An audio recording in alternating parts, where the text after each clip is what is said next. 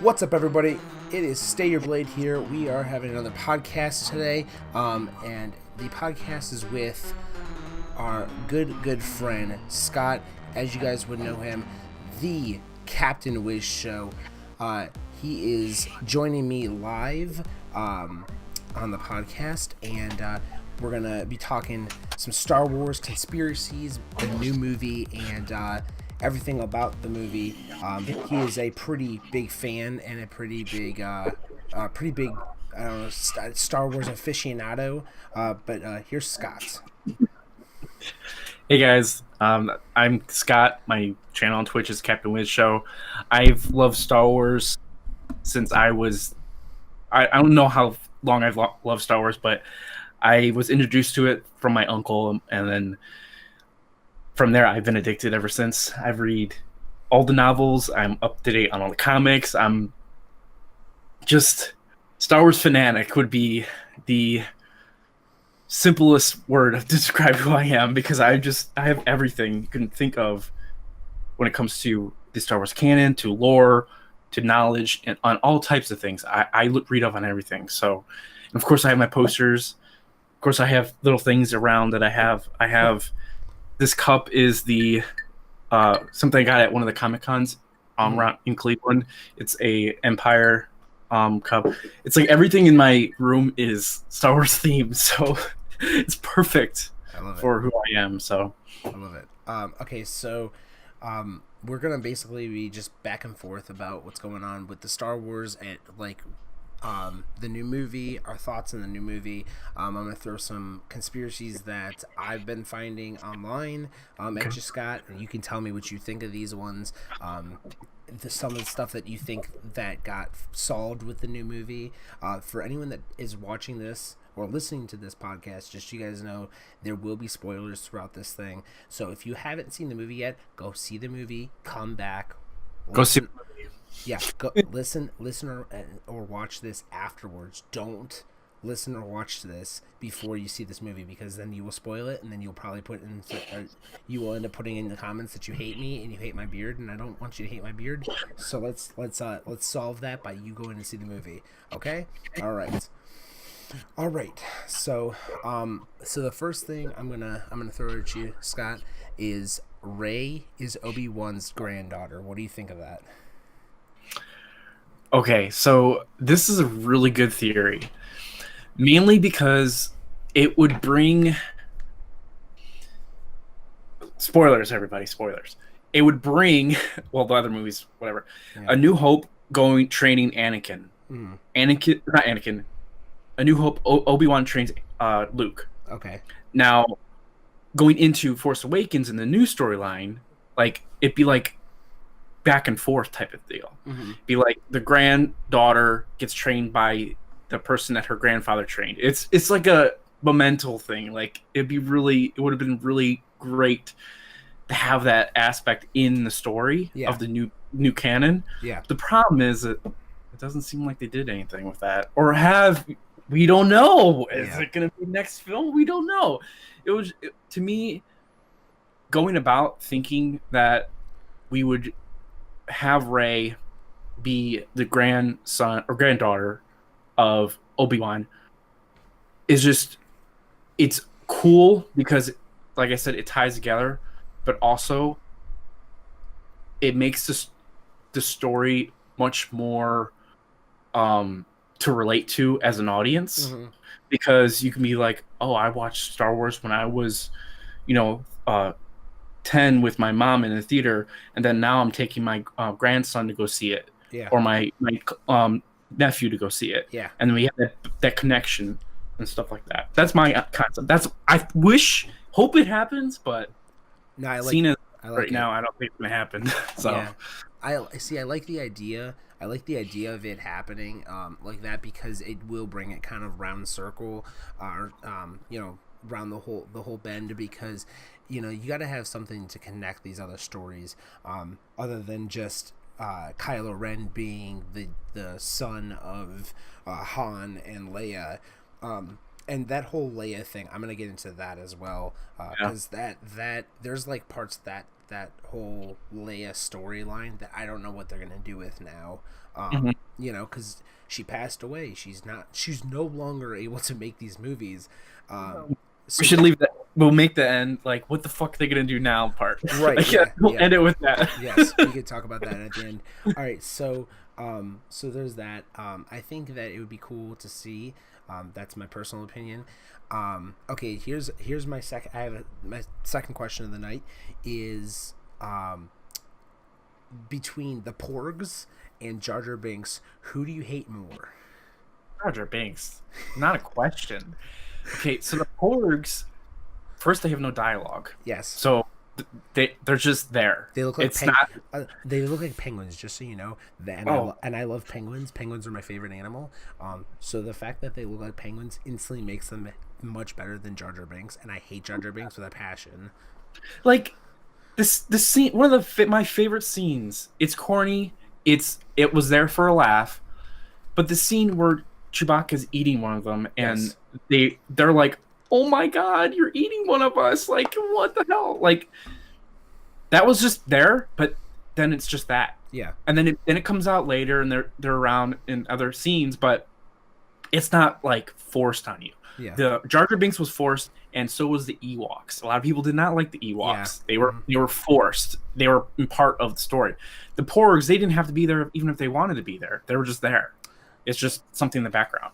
But here's my thing. Okay, with Ewoks, I liked Ewoks over Jar Jar. If I had to kill off one of these sets of things, Jar Jar Binks is 100% going on the chopping block no matter what. Misa died. Like, that's Well, you think about this. If he didn't have dialogue and had like a like kind of like Greedo in the original, how they had him speak alien and it was like translated, on like text. Yeah. If they had him do that throughout the entire film of the prequels, that would have been much more interesting, because you can put in your mind, oh, I don't know what his voice will sound like, but his alien voice sounds like that, and you perceive it as that, and then it probably wouldn't get that much backlash of all the people. I like that. I like your idea that if he was just speaking like an alien tongue, and you're like, oh, okay, cool, whatever, like, that's not a big deal. I agree with that. Hungry. It was kind of like oh damn, what's it called? Lilo and Stitch. Yes, it's that voice comparison. I love Lilo and Stitch. It's a great cartoon growing up, but it was just that in the Star Wars film just didn't mesh well. No, I agree. Okay, the theory that here's my thing. What did you think of seeing Snoke as a normal size Snoke? What was your because when I saw Snoke, I'm like, wait a minute, he's not big. I thought he was like a big thing, but it's like you know, like the Wizard of Oz. You see the Wizard of Oz? It's like, he was the guy behind the curtain. Do not pay attention to the guy behind the curtain. It's actually just Snoke. He's standing back there with his big fucking weird head. His big oblong head. I don't know. To me, sorry, go on. No, I was gonna ask you. So, what did you think of Snoke about now that he was just like a small dude? He's a dude. He's just a regular dude. I think they missed the mark on Snoke. 100%. They missed the mark.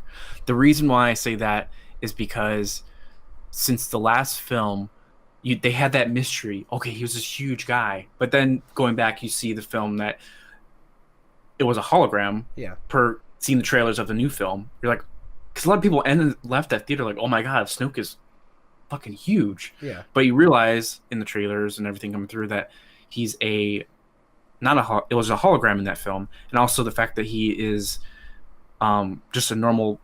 I think he's like 7 foot, still pretty tall for a dude in general. Yeah.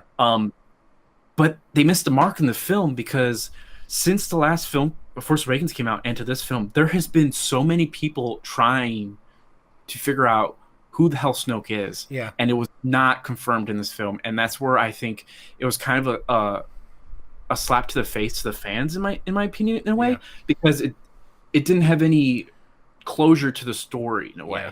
You can't just randomly have a guy become supreme ruler and not explain how he became supreme ruler. I agree with that. Well, and there was a lot of theories that he was somehow what's his name? Darth Plagueis? No. Well, no. Originally, what I kept hearing, yes, that. Yeah. But also, people were saying that he was somehow not General, Emperor Palpatine. That Palpatine somehow survived everything, and he's just Snoke now. But I'm like, that doesn't make any sense. But okay, so explain to me and also other people that may not know who Plagueis is. Explain who Plagueis is. So, Plagueis is bringing names into this. Okay, so the Emperor from the original trilogy and the prequel trilogy is Darth Sidious. Okay. If you haven't seen the prequels, Darth Sidious is the guy behind the scenes who is also Emperor, who is the Palpatine. Yeah. And that's how he becomes the Emperor. Anyway, so Plagueis was Palpatine's master. Mm-hmm. There's a great scene, probably one of the best scenes out of the entire prequel trilogy, is the scene where Palpatine tells the story of Plagueis the Wise, which is Darth, to Anakin, Darth Vader, about how he was so wise, so powerful to stop people from dying, yet he taught his apprentice everything he knows and then was killed in his sleep. Wow. Yeah. He didn't prevent himself. So that's who Darth Plagueis' story is. That was in a novel called Darth Plagueis, but that book is now not canon anymore. Yeah. Because of the erasing of the extended universe. Gotcha. Universe. But Plagueis was really he was a Sith Lord and Darth Lord, whatever, and he was very he seeked knowledge, like this previously. Okay. But the cool thing that he had the ability of, which is why people brought into the fact that this guy Snoke could have been Plagueis, was the fact that Plagueis had the ability to transform the Sith have the ability to transform their soul, their mind into other bodies. Okay. Transfer themselves through the Force into another living being. Yeah. A lot of people were thinking, oh, Plagueis was killed. His soul went into another body. This was Snoke, who was like in the background during the whole time of Sidious or Palpatine's rule, waiting for his comeback. And then once he's gone, he just swoops in, slides in, and takes over. I got that was like a lot of the theory for Plagueis, and I kind of read a lot of that. And then I don't know, that was a big thing in the Star Wars lore and canon, was the whole being able to move your body into another body through the Force. Okay. And that was kind of what I remember the most from Plagueis. Okay, that makes sense. Well, the thing is like, I think whoever Plagueis was, or not Plagueis, whoever Snoke was, people were saying that he was a fallen Jedi. There was a lot of theory. There was a lot of back theory, and I agree with you on the fact that they should have filled us in. But the movie was already 3 hours and 15 minutes or something like that. Yeah, there wasn't a lot of time for them to jam more shit in there, or cut things out. Right. Let's not. Let's just talk. If we're talking about cutting things out, we'll leave Snoke in the background for now. Okay. If you're gonna cut something out of that movie, please, could they just cut the stupid casino scene out? Yes. It was a worthless. It was a worthless scene. It was worthless. It did nothing. So it did nothing for that movie. It looked like a different movie. Mm-hmm. It looked like I agree. It was not right. It was like a movie within a movie. Yes. Yeah. It was like, oh, okay, we're in Casino Royale now. Like, what the hell is this? I was mad. And I got mad because the part where when they were going to that, before they went to the casino, they got Maz on the intercom and she was fighting or whatever. Yeah. To me, it felt like a Battlefront mission. Yeah. Setup. Like, you go in and they're like, you have to do this to go blah, blah, blah, blah, this. And then they go to the casino, and it has nothing to do with the story whatsoever. Yeah. Because if it would have been different, I see how they went there. They introduced a new character. Yeah. Very interesting. Awesome. But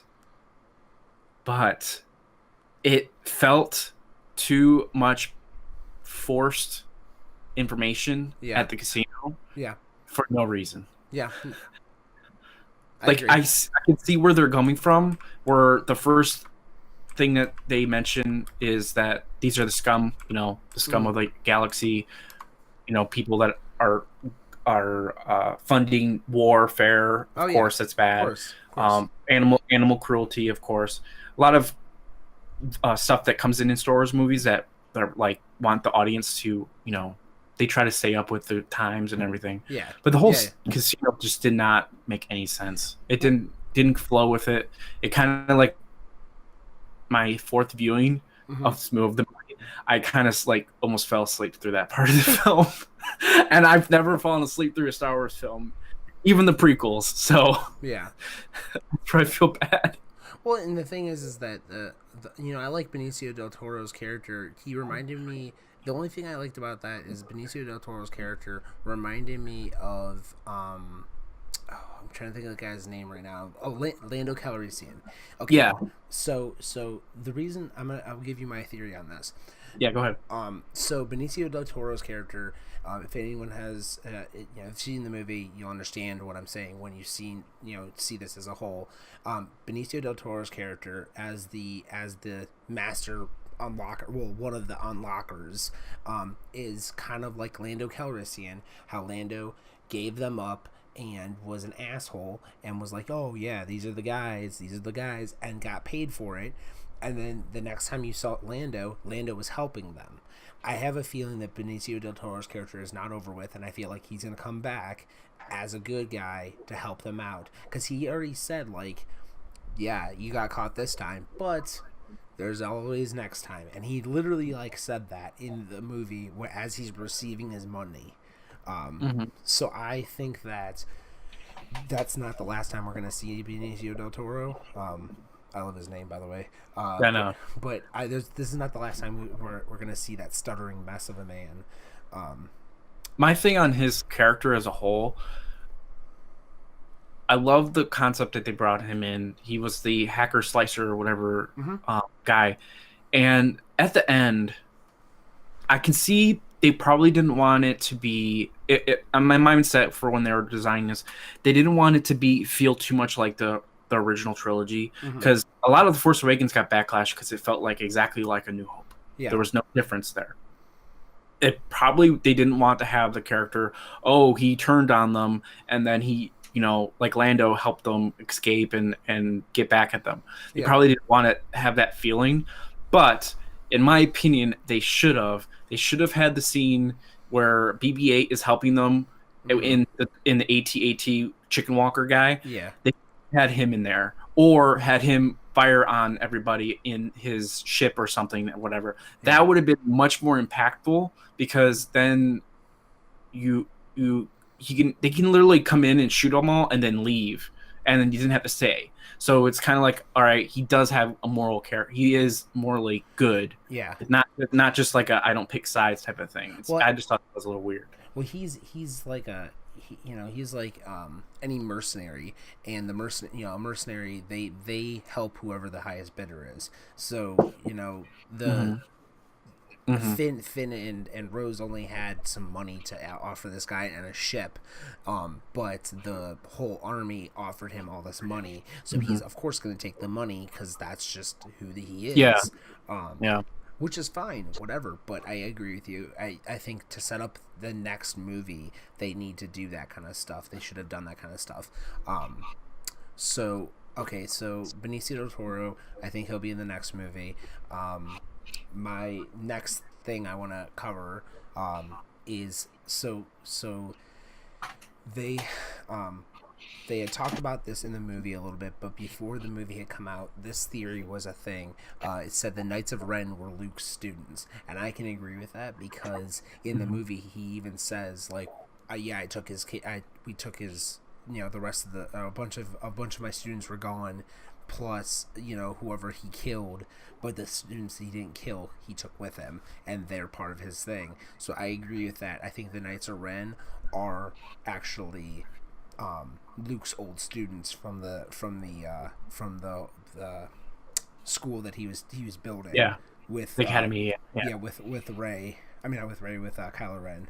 Yeah, and I agree. it kind of sets it up because I think there's going to be a huge Jedi and Sith battle in the next film. Like, just from that, because Like the first film teased it. Like bigger than Clone War kind of thing? No, not that big. More like the trailer for Star Wars: The Old Republic. Okay. And I don't know if you've seen it. You know where they have all the Sith come out of the spaceship and they're fighting all the Jedi in the temple type of thing. I feel like it's going to be something along those lines. Okay. The choreography is amazing in this film, by the way. That's a whole other side point. Yeah. But I feel like that would be coming up. They teased the Knights of Ren in the first film. They mentioned them in this film as in like he took all his students away. They never mention or show those people at all. I don't know if they're going to have him in the film. It's going to be in a TV show or it's going to be in a comic book, a novel. They never actually do anything with that. So all these mysterious people that, you know, he took his students with him, who are they? They never get shown. So hopefully the next film, I'm predicting there's going to be a huge fight, like a huge huge choreography. There's going to be like people jumping around, not like I could see that. Not like Yoda, but I can see a big battle. Yeah, that's what I'm predicting. But those characters were great. I like that whole idea of having him taking his posse with him, type per se. Yeah, I agree. So what did you think about the whole thing with Snoke and how Snoke was basically like, yeah, you know, I'm the one that bridged the gap between the two of you. I'm the one that did all this for you guys, so that you guys could bring Rey here. Did you think that was his? Did you think that Snoke was expecting what was gonna happen, or did you think he was gonna that Kylo Ren was gonna fold like a cheap lawn chair? Like during this whole thing, did you think that she was gonna get herself out of this, or that Kylo was gonna get her out of it? See, that's another reason why, like, not having an idea who Snoke was, because you set it up for him to be, you know, killed. Yeah. No explanation. You say that he's just such a powerful person that's able to link these two together. Right. He's talking about seeing in the Force that he strikes down his enemy and the being himself. Yeah. How can you not be that powerful and not realize what you're dealing with? Right. But that's also pertains back to what I said earlier about Plagueis. Plagueis was so powerful and so wise, his apprentice killed him in his sleep. Like, he didn't see that. Right. Well, but I don't know. And you know, going back to your whole thing with Plagueis and how Plagueis could live forever, you know, the theory that Plagueis could live forever. If that's the case, if Snoke could live forever, all he has to do is transfer his soul to another and just keep going on with, you know, he might not show up as Snoke, he might show up as Joe Blow from down the street, who's just got, you know, who has the master, you know, power now. I mean, that's a theory. I like how you know, Snoke, I think, and this is something with like Plagueis as well, kind of, they're so powerful that they don't see the immediate shit that's about to happen. They see the future of everything, but they don't see like that one little thing, that one tick of something, because it's like, nah, it's not gonna happen. They see the long term, they don't see the short term. Right, and then and the short term that they do see, they're like, oh, well, I'll solve that so it doesn't happen. Don't worry, you know. So there's that. I think. Okay, so there's that. I think that it was cool to see Yoda in this movie, and I liked that Yoda in this movie. And I don't know if you noticed this, but I kind of noticed this. Yoda in this movie was not like the Yoda of all the other movies that have come, like the newer movies. He was not. Yeah, well, not I guess the first three consider like technically original trid. No. He looked more like, okay. So he looked more like the original movies. He didn't look like the ones that they have. Yeah, he looked like the puppet. I was like, oh shit, that's kind of like it looked like the puppet and then they just put a glow around him. Like that's what it looked like to me, and I was like, that's pretty sweet. I don't know if they was like they did that on purpose or if they actually had a puppet for the whole thing. Because really great. It looked was like really. one. I love it. It was I think what they did was they did the puppet and then they glowed and it glowed it in afterwards. Yeah. But it was so great, and the fact that when he shows up, it was like a surprising in my head when I first saw it. I was thinking, surprise, motherfucker. That's what literally happened when he came up. It was so fun. Well, and he's like, oh, you like those books? He's like, I thought you didn't read those books anymore. He's like, you know what? F it. And he just put the tree on fire. I'm like, oh, okay. Then Yoda doesn't give a shit either. I love the way he goes where Luke says like, what about the ancient Jedi text? Yeah. And he goes, page turners they were not. Like that is so perfect because yes, that is totally Yoda and 100% in the original trilogy. Like there was no difference there. Well, and that's what I'm saying is like I feel like the what they did is they really that was kind of a fan service. I feel that they brought back the original kind of feel to Yoda, and he's not like some bullshit. And here's my thing is I'm gonna say this right now. My favorite part of that entire movie was from the cave scene onto the end of the movie. That the from when Luke showed up in the salt cave to the end of the movie, by far fucking best. Like it was so good that it like I was like this is like original like trilogy shit right here, because like they they had that big fight, he walks out and he's, and they start conversing back and forth, Kylo and Luke, and then they start firing on him, and the guy's like, so do you think we hit him? And then Luke steps out, and I'm like, this is not like, it just made me laugh. I'm like, that's the funniest shit in the world. That was such a play. And the whole part where he goes like this, that is totally Mark Hamill. That is Mark Hamill. That's not that's totally Mark Hamill going like that. Yeah. Like it's so weird. Yeah, he brushes off his shoulder, and I'm just like, I was like, that was, I guarantee everyone on set, like, was like, we're keeping that. Like, yeah, I that was not a. I bet you that was not scripted. No, Mark Hamill did that, and everyone laughed, and they're like, all right, keep it. Now, I think going back, or go on to your next question, because I thought we were talking about something else. No. So my whole thing is like, did you find that part was like, did you like that part? Like I personally like that part the best. What part did you like in the movie overall that you that stood out to you? Well, I have a lot of moments. Honestly, the scene that really stood out to me was actually there's three scenes. The scene where Chewbacca tears down Luke's door and starts roaring, and then Luke basically goes, "What are you doing here? The Falcon?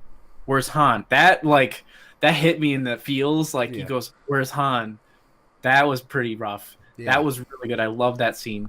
Second scene that I really loved was, of course, the scene where they're fighting the choreography fight of the Praetorian. I don't know what they're called, Praetorian Guards or the Emperors, the Red Guard guys. I forget what their name. I never remember those guards' names. But anyway, so that scene with that, and then my final favorite was the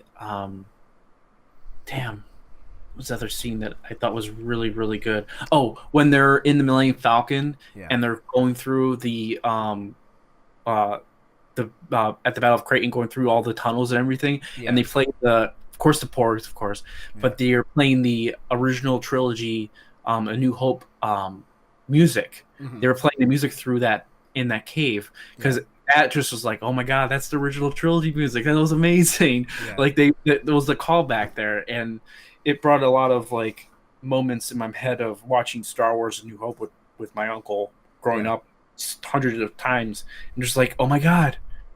And the funny thing is, I went with my dad, my brother, and my buddy Paul. Mhm. And when that came up, I'm like, "That's from the original trilogy," and they're like, "What? That's from the fucking original trilogy." I was like, in my head, I'm like screaming and hollering, I'm like, "It's the original trilogy music! This is amazing!" I love it. See, and the only thing. Okay, so oh, I forgot. Okay, so the only thing that saved the casino scene for me, and I have to say, I didn't. Like I said, I didn't like that scene at all. I thought it was trash. They could have thrown that in the trash and called it a day. The only thing that saved that was that if you were listening to the music in the background, it was the cantina music, but it was like kind of like they kind of messed with it, but it was still the cantina music, and I was like, oh, that's the cantina music, I can hear that in the background. Cool, you at least didn't fuck that up. But yeah, I hated that scene. I'm gonna keep saying it. I know that it's probably over. I don't care. I hated that scene. It was trash. And you know, it was bad, and they should feel bad about it. The reason why they put that in there is because, like, at the very end of the film, they couldn't do that end film scene without that casino scene, or they could have, yeah, and cut out the casino scene, yeah, and we would have been brought to that area at the end of the film, and it would have made sense, and it wouldn't have been, you know, crazy or anything. We would have understood what was going on. The kids are playing with the action figures because someone's telling the story of Luke, the legendary Luke Skywalker did this, and that it inspired that broom kid who was had the Force, was able to, you know, see in the future. He's like the poster child of the rebellion never ends. There's always gonna be someone out there fighting for the good. yeah. That was what the ending to me felt like leaving the theater. Now I see why, because they introduced those quote unquote characters. They don't speak, don't say anything at the beginning of during the casino scene, but it served no purpose. Well, and I feel like they could have done all of that in a different place. They could have had that done anywhere else, and it would have been fine. They could have had the kid anywhere else, and it would have been fine. Sorry to cut off, but like for the casino scene, what it would have worked is because the reason why I don't like the casino scene is because going up to that scene, it's so fast paced, keep moving, and then it goes to casino scene, and then it's like a draw. Like what they should have done is when as the film was progressing and it got to that area of the film, it should have been like, all right, we got to get this guy. And there's no stopping. We have to get this guy. They find the guy. They get stopped, or they have to run through the entire what's it called, the casino, to get away from the cops. They find the guy as they're running around. They get, you know, keep the movie flowing. It like killed the film because it's like watching a film and then the someone flips the channel on the TV. Like that's how it felt. Like the pace did not fit with the film. They should have kept this quick speed movement, and also because the fact that it was just felt really slow in that portion, and the movie was already long as is. It's one of the longest. I think it's the longest Star Wars film ever. I think Revenge of the Sith is 2 hours and 20 minutes. I think this one's a full 2 hours and 30 minutes or something like that. No, yeah, and okay, so the other thing I have to bring up, and I want your opinion on this as well. So we had talked earlier about Leia and the fact that she's no longer in the movie. And we're not going to end on this, but I want. Yeah. We'll come back to this again, but the scene where the cockpit blows up, and she goes flying out of the ship. Okay, and they bring her, and she like when I saw that scene, I was like, is she Superman? Like, what is she doing? She's flying. To me, it didn't look correct. It looked very weird the way they were doing it, and I don't know what their intentions were, because I've never seen someone force fly, I guess. But my thing was like, there was been so many other ways they could have done it. I felt like it was very weird, that scene. Mm. It just looked awkward. What was your thought on that scene? Well, a lot of people don't realize that the force field around the ship Mm-hmm. was still intact, even though that cockpit was destroyed, or that command center was destroyed. So when they went out, of course they went in space, but they'll be floating around the ship. That's why there's a lot of the air suction, but there's no physics laws in Star Wars. Anyway, I just thought in general, when I first saw it, I was like, really? That's how you're gonna do that? Like, to me, it would have been more impactful if they didn't do anything like that and made it more or less she got injured in an explosion and then she had been rushed out. I think it was just too. They were trying to show that she can use the force. Yeah. But it would have been more interesting if she used the force to like stop the bombs from going off. Yeah. But of course she didn't have. We don't know if she had any training or whatever. But yeah, it would have been more interesting. Like she had that force in her mind, or her force ability is able to in tune like that moment, stop the explosion and got everyone out. Yeah. And then, like it blew up and it killed her. Yeah. That would have been more impactful. Yeah. I agree with that. That would have been a little bit better direction. I just think the Mary Poppins feel that a lot of people have been saying about it is just, it didn't fit. It was weird. Yeah. It was one of the weird scenes. Well, and everyone keeps saying that she looked like Mary Poppins and how she was flying through. Whatever, it's fine. But I also think, okay, so here's my question to you, and I don't remember when it happened. When she passed away, the movie was completely shot, right? I believe so, yes, because she passed away last year in, wasn't it in November? I believe it was in November. Let me double check. I think it was November. Well, so here's my question then. Okay. Because they finished principal photography. They finished in, I want to say July or August. Yeah. So here's my question then. Okay, to that whole thing, how much would it have been for them to, when Luke left, he finished his fight with Kylo and disappeared into the Force. How impactful do you think it would have been for her to also disappear into the Force? Because she passed away after they had done all the principal shootings, so they could have just done it in post and just had her phase out with the whole thing. Yeah. So I think that would have been more impactful as well. I guess because then you would lose two main people. Because now you gotta think with us. Han is gone. Luke is gone. They're both gone. And that's one of my negatives. And now Leia's gone. Realistically, Leia's gone. So I don't know how they're gonna do it, but they're gonna have to kill her off. I don't know if they're gonna put her back into a comatose state and then she's gonna die. I don't know what they're gonna do. But it's to that point of like, cool. So now what? Now what? It's almost scary to see what they're gonna do with it, because it's gonna be different. It's gonna be weird.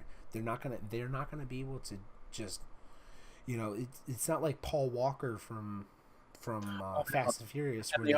They already said that they're not going to CGI, because they did it in Rogue One. They're not going to do that in the next film. Okay. Problem that they had was they finished all the filming in July 22nd of 16, and she died in December. Yeah. They already had the film filmed, like shot.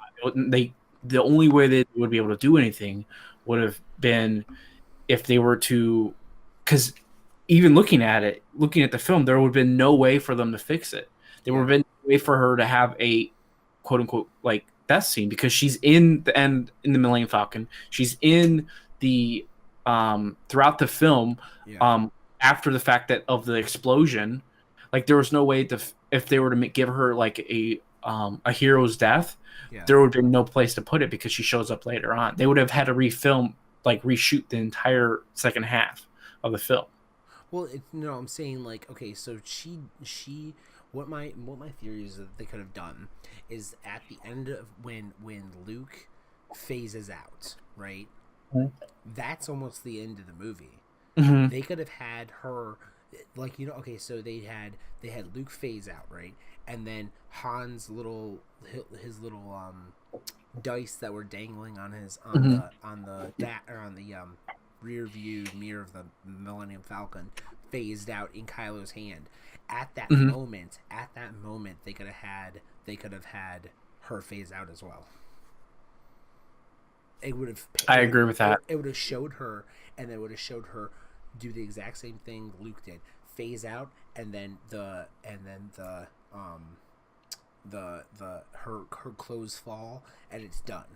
And it would have been cool because also it would bring in that ability because of them being both force sensitive because they're twins, and that they are linked together through the force. Yep. And it would have been like really impactful at the same time. I agree with you on that. I do agree that would have been a much better setting them up for 10. Yep. Like, because now you got it. Or 9. 9. Now you have to kill off Leia. You have to kill off Leia, and you have to kill off Leia, and you have to set up the next story, which I don't know how they're gonna do. But that's a big thing. I mean, that's a big problem. It's an issue at this point. I don't know what they're gonna do with it. I don't know how they're gonna work around that. Okay, so out of all the movies so far, like not the old ones, not the originals, but the newest 4, I guess. Well, Rogue One, The Last Jedi, and The Force Awakens. Out of those 3, let's say those 3, which one is your favorite now? I would say Rogue One. Okay, why is that? Out of those 3, the reason why I like Rogue One is because the plot didn't have it was continuously moving. A Star Wars film, the reason why people love Star Wars, at least in my eyes, the original Star Wars, is because there was never a break. They were constantly moving. The action was moving. There were some parts where they were talking, but the pace never slowed down. It was constantly moving and moving. That's why a lot of people didn't like the prequels, because there's like political stuff anyway. Yeah. So the thing that killed this film was, of course, that casino film scene. Yeah. It ruined it for me because of the pace. Like, I love the Star Wars films that moved. They didn't stop. Force Awakens is close second because there's really no stop. It's from start to finish. There's a story, and it just keeps go. There's no like sit around to watch the grass grow. It's just keep going. And then Rogue One, it was constant. It was like, oh my god, we got this is the Death Star plans. Okay, we gotta go get it. Oh, we're gonna sacrifice everybody. We gotta do this. We're gonna blow this up and do it. And there's like a purpose. This film, there was purpose for different characters and what they were trying to do. It was just, it didn't impact their overall character. Like for Finn's character, it was like he at the beginning or at the end of this Force Awakens, he was like, yeah, I'm going to fight for the Resistance, and I'm going to be against these bad guys. I'm going to be good. And then and into this film, he's doing exactly what he was doing in the first film. Like, he didn't learn at all throughout the entire time. You would be in a suit, someone healing you and taking care of you, and you want to leave them. Like, you wouldn't. That just, to me, that was like a very weak way of cashing. I didn't think he was leaving. So my whole thing with him was I don't think he was leaving. I think he was protecting Rey because I think what it was for him is he knew Rey was important. So he knew that if Rey came back to the ship and the ship was either not there or it was under attack, that she was gonna die. And I think what he was doing as a friend was saying, you know what, I'm gonna take the chance and I'm gonna leave so that she can follow me instead of following this ship that potentially could get attacked and captured, and then her story's done. You know, I think that's what it was. Is I think he was trying to protect her more than leave the ship. I think he was doing something for the good, and it was perceived by Rose as abandoning the ship. So okay, so this is a question to you, and I have my own feeling on this, and I like this what this post said, so I'm going to ask you what you think of this. So The Last Jedi Act 2, which would be from the casino scene on, is about letting go of the past and embracing the future. What do you think of that? I do agree with that mindset of, because that was, in my opinion, just saying that was a direct hit at all the deep Star Wars fans, the people that write fan fiction, that the people that are that read all the expanded universe. That was a direct like hit, but also like a, hey guys, this is what we're doing now. This is the future of the Star Wars genre, of everything going forward. The past is the past. Moving on. This is what we're doing now. That was the whole view of that act. I agree with that. Whoever posted that, whatever article that is, I agree with that 100%.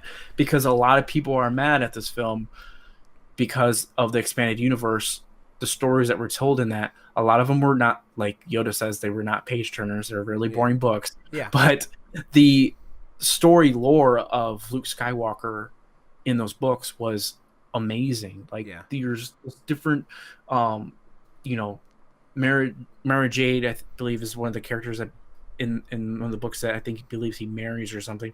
And then you have Jason Solo, who is basically like kind of like Ben Solo, Kylo Ren in this series. But I do agree with that. It was a direct hit towards the people that are fans of Star Wars before the prequels, the ones that had were around for the original trilogy, as in like, what happened in the past is over with, or this is what's happening now. Focus on the now. Well, and I think that what it is, I'm gonna pull this article up real quick, and then there we go. All right. My whole thing is that, you know, they had talked about it was someone. It was a quote, or it was an interview they were having with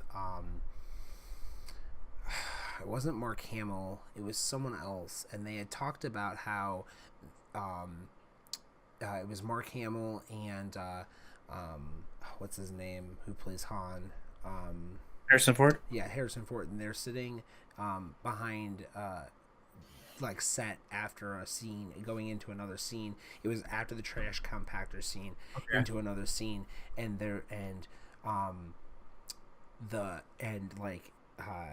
not Harrison Ford, Mark Hamill says to Harrison, shouldn't our hair be wet because we just came from the trash compactor, so our hair would be wet? And Harrison Ford says to him, dude, this is not that kind of movie. Like, it's not that kind of movie. It was an interview. Yeah, it was an interview with Mark Hamill. He talked about this. But you know, he said it's not that kind of movie, kid. And you know, it's basically, the movie is not meant to be nitpicked apart, and you know, it's meant to be watched 1,000 times. People nitpick everything. Like every single frame, people nitpick. It's insane. And I hate that. I hate that. I hate the fucking... Oh yeah, me and you are entitled to say that we hate the casino scene, and there's people that are entitled to say that they love the casino scene. Like, they love that part of the film. Like, you can have your opinion whatever you want. There's no one telling you don't have to say from our word, like, hey, that scene sucks because, you know, Stay Your Blade and TheCaptainWizShow said that it sucked. Yeah, you don't have to. People can have their own opinion. It's Star Wars. You can make it whatever you want it to be. That's why there's so many people with fan fictions, and there's so many people with liking the other genres, like the cartoon shows like Clone Wars and Rebels and stuff. Yeah, people can enjoy that. People don't have to enjoy it. You Yeah. can love the originals. You can love their prequels. Whatever. Yeah. Well, and here's my biggest thing. Like, okay, so my before we got into the movie, I went with my family. And we were talking about the movie, and I said, okay, do you think we're gonna see who Rey's parents are, or figure out who Rey's parents are? So I hear your laughter. Let me. I'm listening. Okay, so my whole thing with the whole Rey's parents thing is, I don't care who Rey's parents are. I don't. Mm-hmm. And the reason I say that is because Rey doesn't have to be, and I'm glad they did what they did with the Rey's parents thing, because Rey's parents could be anyone, and that's fine. And that leads back to the whole kid, the kid at the end of the movie who had the Force, and he's not a Solo, and he's not an Obi Wan, and he's not he's not part of the Skywalker family. He's not part of any family. He's just a kid, and that's fine. That is what the Jedi were built on originally. The Jedi weren't built on the Skywalkers and the Solos and that kind of thing.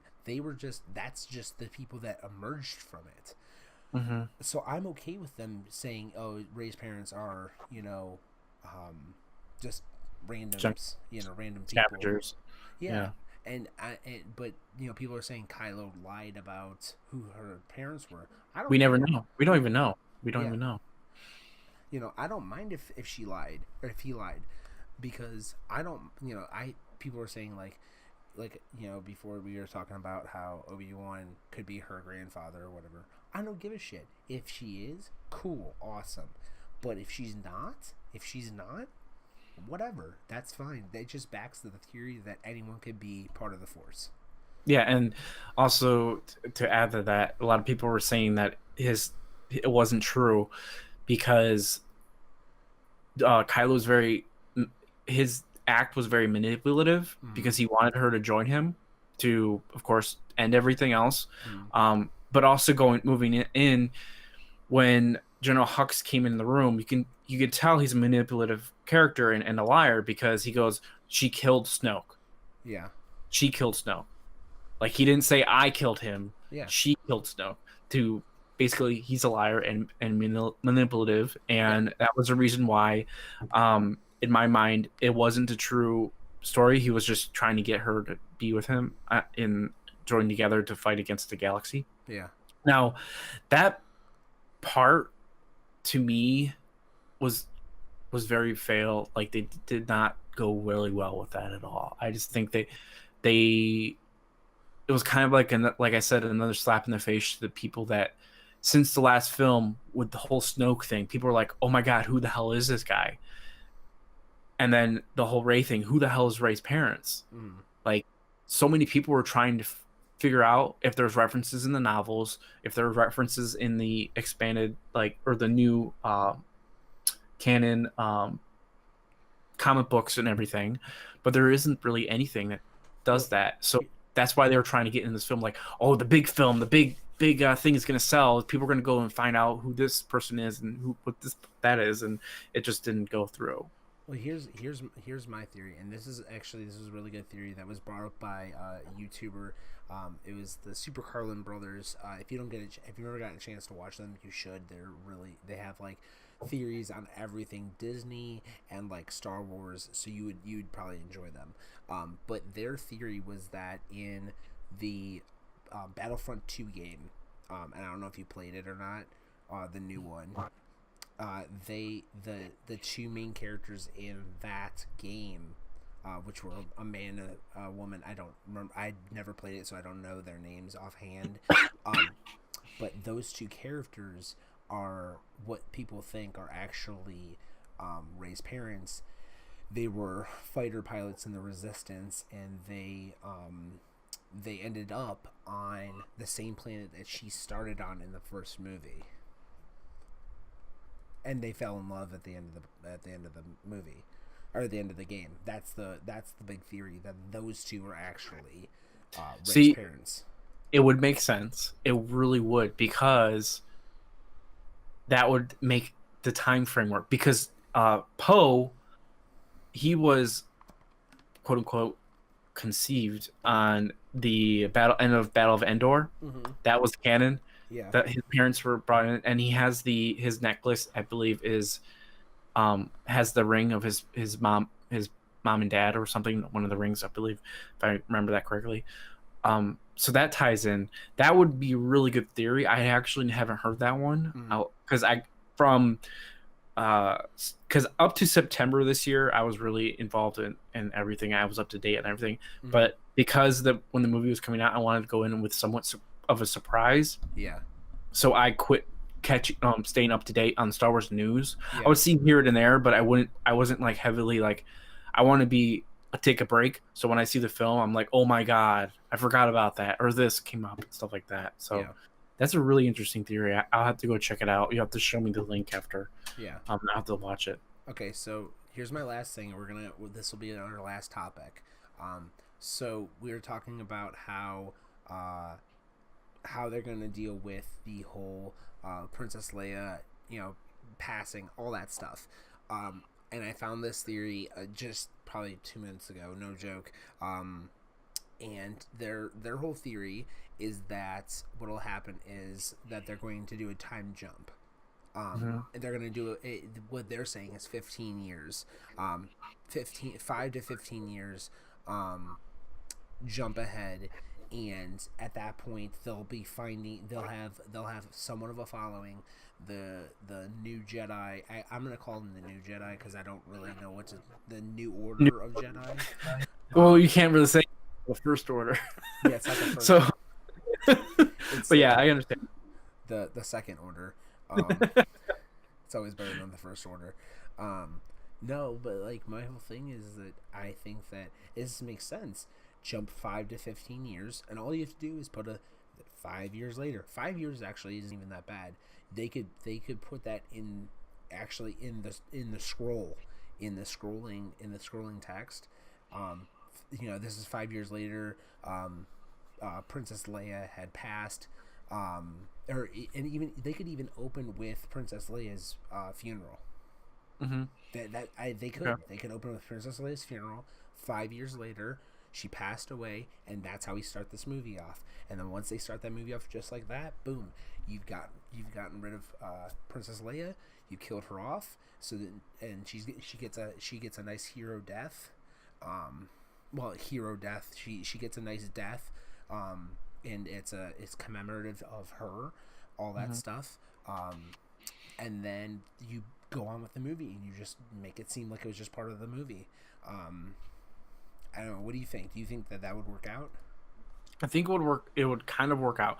Now, a lot of thing that people need to put in mind, is the biggest gap between films is up to this point is the Phantom Menace and Attack of the Clones. That was a 10-year gap between those two films per se, because it went from little Anakin to him being a young adult. Right. I think it was 10 or whatever. That was the longest gap between films. All the other films, it went. There was about maybe 2 to maximum of 3 years between each film. Original trilogy, however, was from the first film and the second film. Empire was, I think, within about a year or two between, and then from Empire to Return of the Jedi was about a couple, I think it was like a year or so. And when I say trilogy, within trilogies, not as a whole, we know that from Return of the Jedi to Force Awakens was 30 years. You can clearly tell by the age of the characters. Right. But I'm just saying within trilogy per se. I do agree with the 5-year, 10-year gap between. It would be really interesting to see how characters have developed since the action, because between Force Awakens and Return of the Jedi, you can actually technically watch both films together and not have a break. No ending credits, because it starts off at the planet where they were at the end of Force Awakens. So you could literally technically watch that as what all happening within the same day.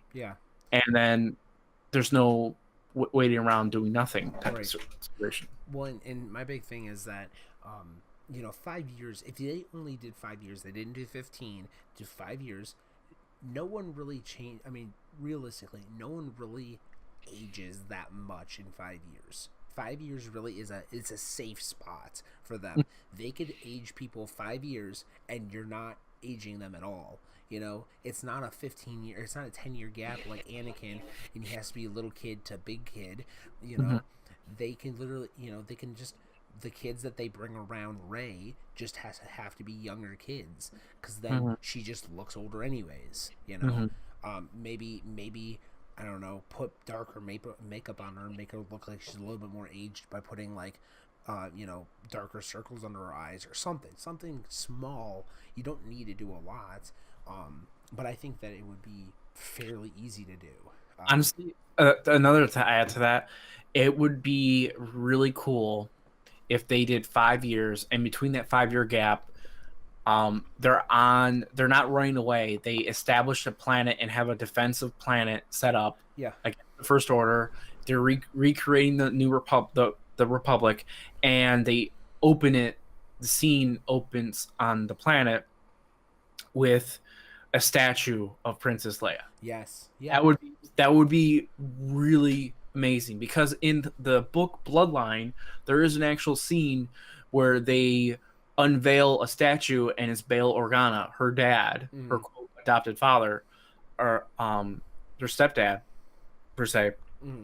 And there's a scene in that book where they unveil a huge statue in his honor, because he's the major ones that were the creators of the rebellion, Right. and funded it in his honor, because Alderaan got destroyed.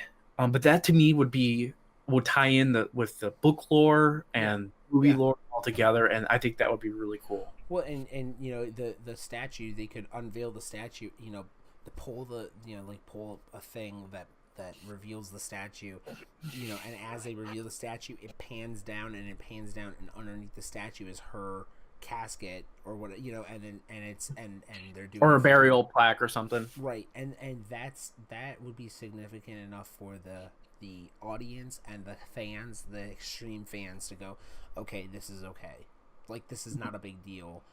Yes, she died, but at least they're showing that she died. They're not just ignoring the fact. And I know they won't ignore the fact, but it's how they're going to do it is going to be whether or not the fans are going to be like, okay, or you suck. And yeah, JJ has his hands full. Yeah, he's got a lot of shit to do in the next, however long it's going to be. I have a feeling that they're going to really have an issue over the next, however long till the next movie to figure out what to do. Honestly, right when she passed, between her passing and up to now, yeah, I believe 100% that they already had something built. They probably already have it already scripted in what they're going to do. Oh yeah, it's just it was a big blow to how the films were going, because the way it looks, what they were planning on doing was Han in Force Awakens, Luke in The Last Jedi, and then Leia in whatever Star Wars 9 is going to be called. Maybe right. I'm thinking, I don't know, what is your idea of what you think the ninth film is going to be called? See, I don't know enough background to call out a name of it, but I do agree with you that they'll show whatever with her in that movie, because they're gonna have to. But it's whether or not what they're gonna do is kind of my whole thing.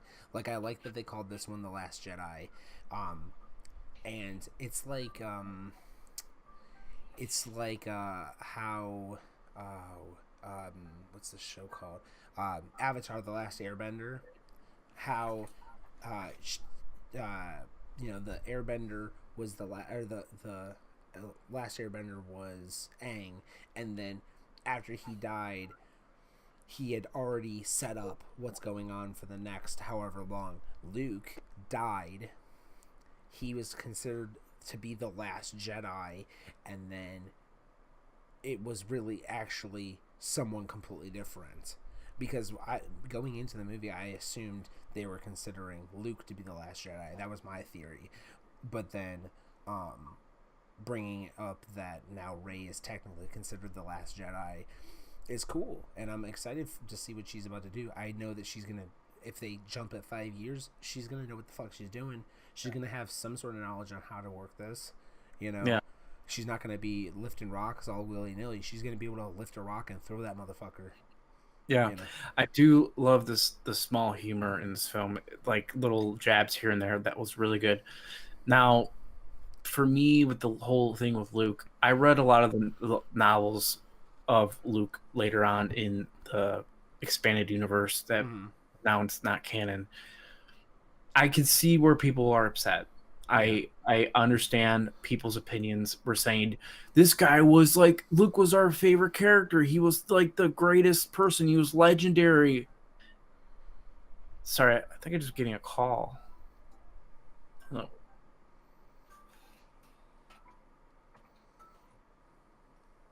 Hold on, sorry. It's all good. My friend was calling me on Discord, and I couldn't really hear myself there. Anyway, so like I was saying, Luke in himself was this amazing character in the novels. He was in the films; everyone loved him.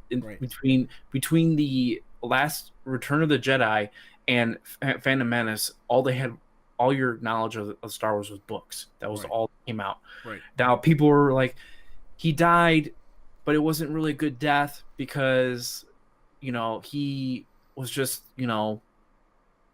what's it called? Like he was at peace and disappeared, but at the same time, it's like, it would have been so much cooler if he died kind of like Obi-Wan died. Yeah. How like Vader strike me down, I'll become more powerful. Yeah. It would have been really more interesting if something like that happened, but I understand where they're going with it, but it was just like a push under the rug type of situation. Well, here's my thing, and I'm gonna leave it at this, and then probably end up getting out of here in a minute. My whole thing with this is my final thought on that is when you have an apprentice and a master, you have to kill the master for the apprentice to grow. That's the only way for an apprentice to grow. In every story that you ever read or ever watch or anything like that, you have an apprentice. The apprentice is great and probably could do okay, but the death of the master is always what pushes the apprentice higher. And this, I'm gonna give you the example of Kung Fu Panda. This is a really ridiculous. It's kind of like an odd way to do it, but I agree with you, and I'll have another point to add to that. Okay, so Master Shifu and I can't think of the turtle's name right now. It's escaping me. But the overall master dies. Well, goes in peace. And then Shifu, who is considered the apprentice, has to become the master to teach Poe. And the only way that could happen is if the current master, goes away. That's the only way it's going to happen. So now, Rey is considered the master, and she has to teach all of these others. And the only way that was going to happen is if Luke went away. And that's fine. That's the only way it's going to happen. And I'm okay with that because that follows the hero's tale. A master has to die for the apprentice to move, and that's it. That's my final thought on that. See, I agree. I do agree with he should have been killed off or whatever. No matter what, it should have happened. It should have happened and whatnot. The thing that I have a problem with is look back at the other films.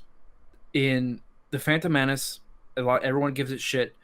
But when Qui-Gon got killed in Phantom Menace, Obi-Wan witnessed it. Yeah. And that impacted him. Yeah. Fast forward a little bit. Into A New Hope. Obi-Wan gets killed by Darth Vader. Who sees it? Luke does. His motivation has increased. His desire to do good and fight against evil is increased. Yeah. In this film, Rey just talks to Leia and goes, "Luke is passed on. I feel it in the Force," and that's it. Yeah. There's like no moment where Luke gets killed or gets there's no like visually you don't feel for Rey in that sense, because you're like, okay, what's her motivation to do anything now? Well, like the move it on. So I don't know. My only combat to that is, I think what they're trying is something different. That's all. Oh, I know. When it comes to be the same. Yeah, they're trying to do something different because let the past die. Exactly, the past is dead. And I hate to say it, but that's the striking down of the master in front of the apprentice has been a thing that they've continuously done, and Luke is really the first master that has passed in just peace. There's not been a fight for his death. It's been, he knew he was going to die. He knew when he sat down on that rock and he started to meditate and he got himself forced. I don't know how to explain it. Forced. It was like his astral projection. Yeah. His astral projection was there. He knew when he came out of it, he was going to die. It was his last thing. He used all his ability in tune with the Force, and also, a lot of people think of it as a weak way of him to die, but think about him going into this film. His mindset was like, I don't want anything to do with this, because last time I was involved with the Force, bad shit happened. Yeah. Now, the whole story arc there at the very end, you can tell like he got into the Force, in tune with it, returned with it, faced it together. The ending of him disappearing and going in with the Force, it was just, you can tell in his mind, okay, I'm clear. I have my conscience. I'm okay. I did not fail. I did not fail Kylo. Kylo failed me, per se, like how Rey has mentioned. Yeah. That's what he acknowledges it, and he got at peace with Leia. She knows that he had to fight her, him, had to fight Kylo. She knew there's no going back, no helping him. Yeah. There was no way for him to come back from that. Yeah. But yeah, so that was my thing with Luke. A lot of people didn't like it, and I see where they're coming from. Yeah. I really honestly do. Yeah. But yeah, that's my thing. I think they did well with the whole movie, except for that fucking scene that we won't talk about anymore because we already talked about it enough. But that is it. I think that overall, I think we've covered basically everything from the whole movie. If you guys enjoyed this, if audience, if you enjoyed this, leave a comment down below and let us know. If you really enjoyed listening to Scott talk about Star Wars, and you guys want to listen to him more talk about Star Wars more, I'm gonna put his links down below. If you guys really like him, hit him up on Twitch, Twitter, Instagram. Am I missing any of them? I think that's all I have. Okay. Yeah, that's all I got. Cool. That's all she has. That's all she wrote. Cool. Yeah, like I said, if you guys enjoyed it, hit them up there. Please, like this video. Subscribe if you guys haven't already subscribed. Follow me as well on all my social medias, and I'll put them down below. Hit them up there. I appreciate you, Scott, for coming by. Of course. Thanks for having me. We're probably going to do another one of these. Dude, I love it. Not Star Wars related, something else related. We'll find something else. Maybe we'll rant about Twitch or whatever. Hey, I'm fine. I love my new mic. I love my new setup here. I'm going to be doing a little bit more things for my room because the lighting's a little weird. But overall, I'm excited to start doing more recordings moving forward. So just let me know. I'm always down to do something. Awesome. So I'm going to end the podcast, and And like I said, guys, if you guys enjoyed this, hit the like, hit the subscribe, hit the notification bell. If you guys haven't hit that notification bell, make sure it's on so you guys can see when my videos go live. I'm going to end recording, and I'm going to chat with Scott a little bit. So thanks, guys.